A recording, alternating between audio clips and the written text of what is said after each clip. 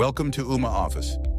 The More Features option in the left-hand menu provides access to a list of all modules you can request access to.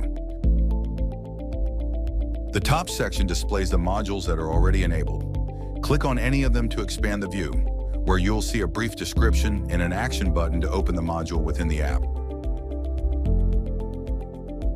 The bottom section shows the list of disabled modules. To request access, click on the module you're interested in, such as Auto Dialer. A pop-up window will appear with a description of the selected feature. Then, click the Request Feature button, and your default email client will open with a pre-filled message addressed to the administrator managing your account. After you send the email, the feature will be activated shortly, as long as the request is considered appropriate. You'll get a notification email once the feature has been enabled. Return to the desktop app and relaunch it to see the newly enabled feature appear. As you can see, the Auto Dialer module is now visible in the left-hand menu. The More Features page also includes a link to download the Ooma Office apps.